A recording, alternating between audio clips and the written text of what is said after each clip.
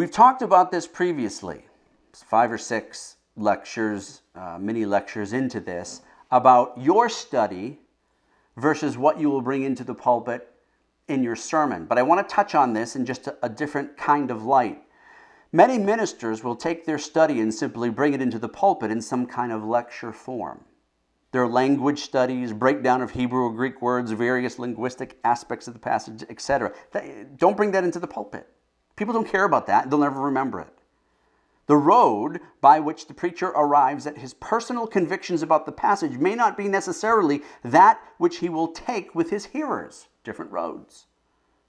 In study, he goes to the text, to the subject, and outlines the reducible point to one doctrine and application that he wants to deliver to the people. In the pulpit, he has before him a truth, which is to him certain, and which it is his business to explain and prove to the hearers.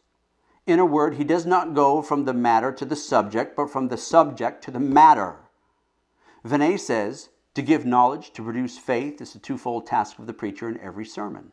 I say more, it is not always easy to distinguish or separate one of these things from the other. To inform is often to convince. To explain is to prove. To show is to demonstrate.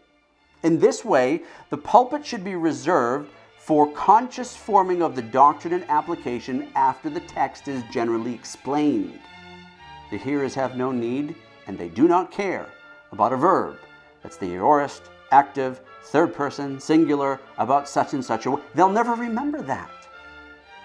Instead, they look for your thoughtful arrangement of the text into a form they can easily remember. Because when the onslaughts of the devil comes against them, they're not going to go verb, aorist, active, third person, indicative. They're not going to say that.